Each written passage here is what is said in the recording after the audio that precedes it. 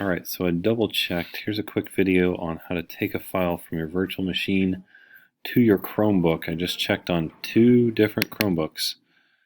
So I made sure it worked.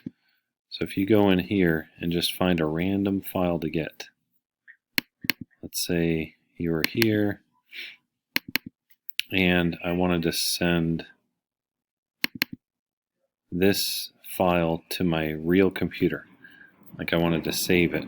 So the key is, I think in my first video I might have showed you not perfectly, don't just drag it onto this G guacamole thing.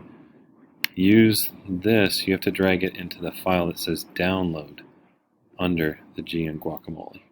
So if I take this into that download folder, see that pops up on my computer at the bottom here, and if you're in a Chromebook it pops up down here on the bottom right. So that should work. Hope that fixes it. Let me know if your computer didn't do it, but I think the last time I was not super clear and I just said drag it into the G folder. Should work, but it didn't until I dragged it into the download folder on somebody else's Chromebook. So hope that clears it up if you were having trouble with that.